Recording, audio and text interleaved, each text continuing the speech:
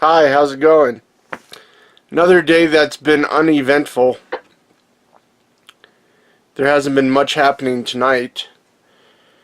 Did hear one high-speed, not high-speed, but a high pursuit? No.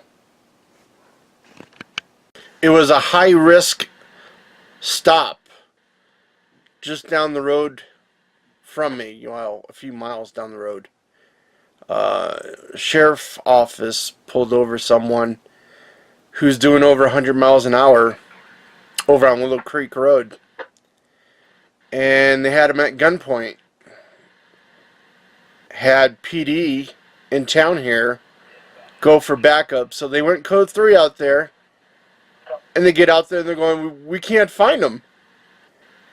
So they had to go talk to the officer who was on another frequency and ask, where are you?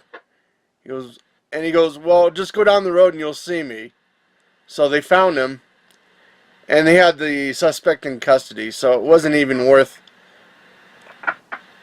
recording. They did have a plane fire out at the airport here. It sounded like somebody was refueling and it caught on fire. That was put out really quick. They put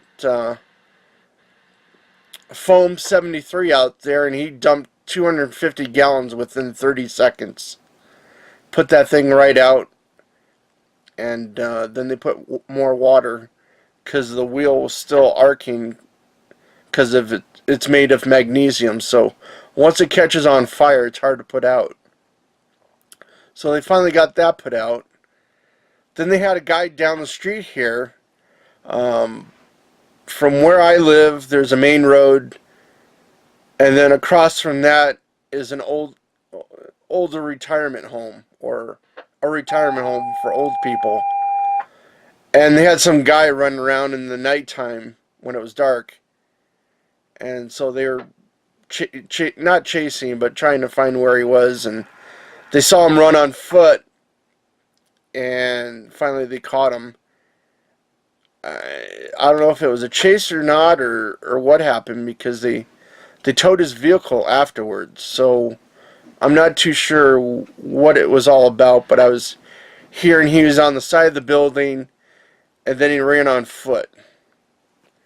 So that's been about my extent of the night so far. It's been windy, really windy up here through the night. I've been hearing we have two whirlybirds on the top of our house to exhaust the heat out of our attic, and those been spinning all night. Oh, speaking of our attic, if my light goes out while I'm taping this, I'd be surprised. It's been going out the past few nights, and I thought it was weather related when it was getting down to freezing for some point. We were trying to figure out what was causing it. It would the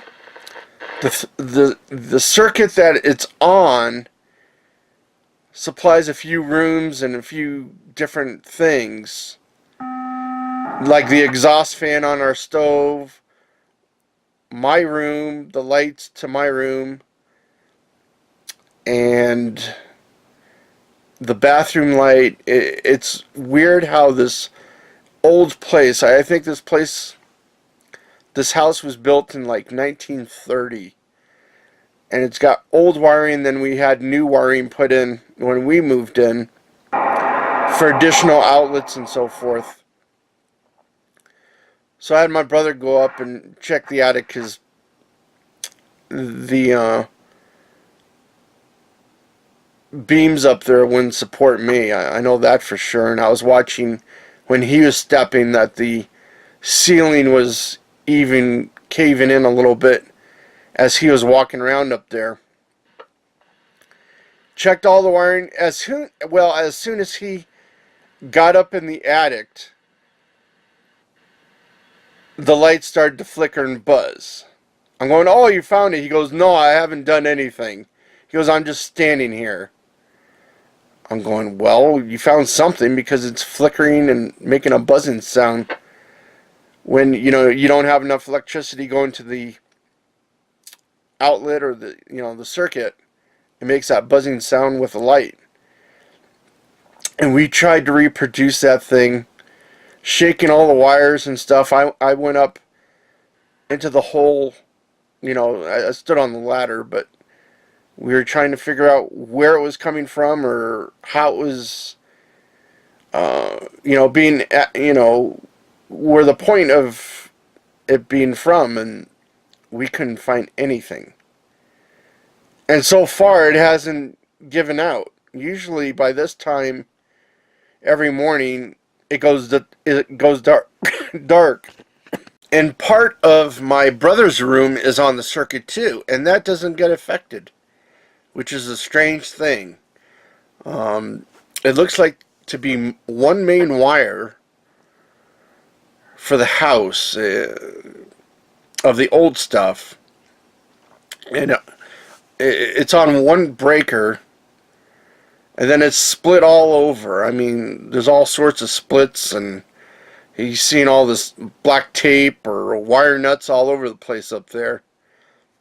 And shaking all of that doesn't affect the light, you know, to make it go out. So we know there's a mouse up there. And theory was the mouse ate through one of the lines and it was arcing. Never did find anything, any of the, you know, any of the wires where the mouse chewed through.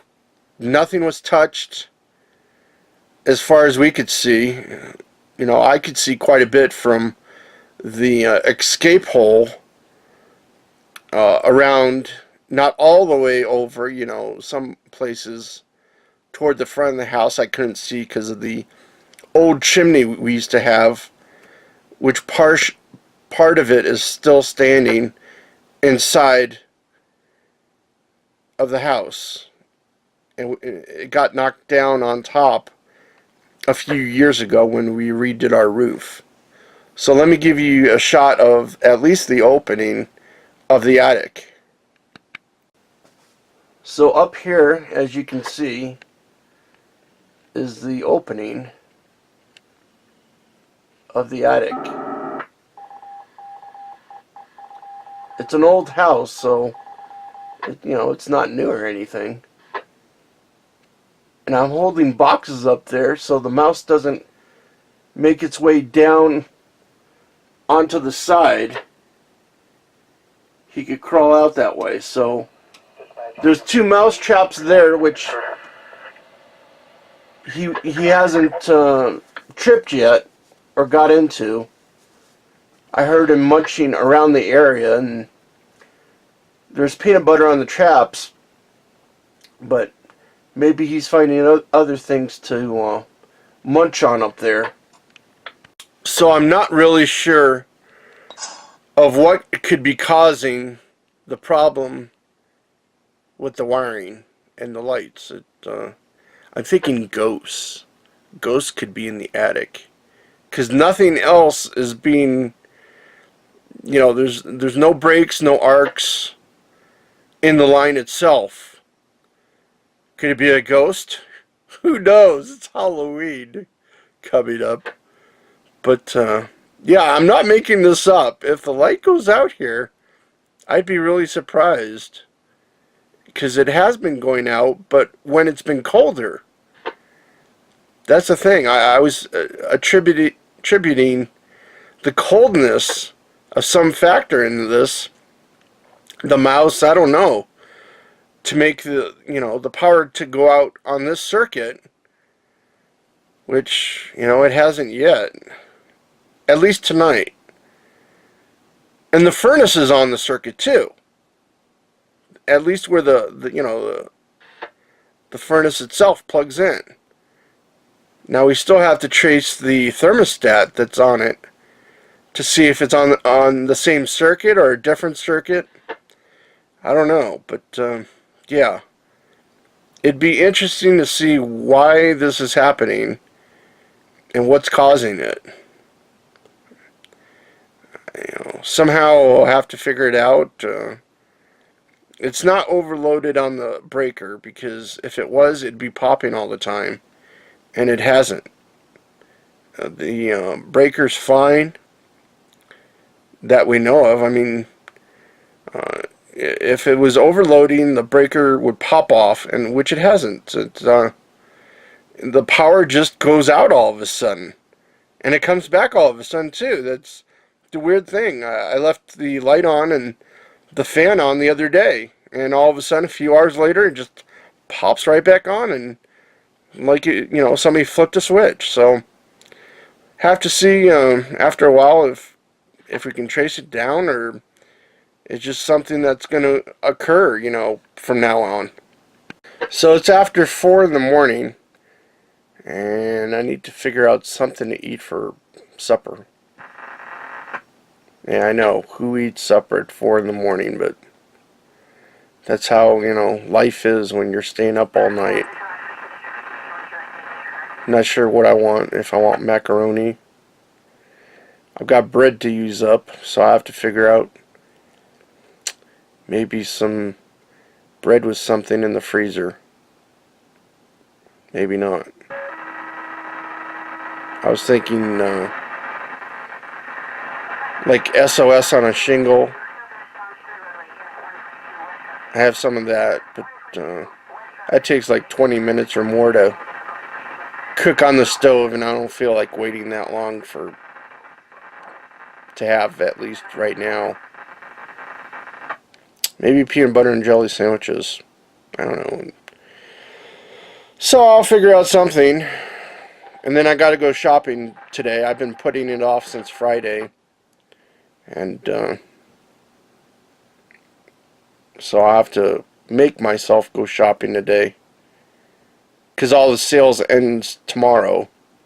So there's eggs on sale. Milk is on sale at Albertsons. Trying to think what else. There's I don't think there's not much else on sale offhand I can think of. I think yogurt, but $2.38 for 36 ounces of yogurt isn't really a good deal. I mean, it's cheaper than what it usually is, but still, that's still quite a bit just for that amount of yogurt. So thanks for watching. It wasn't that exciting of a day, but it's another day to me, and hopefully tomorrow will be a little bit better, which I don't think it will, but we'll have to see. So thanks for being subscribed to my channel.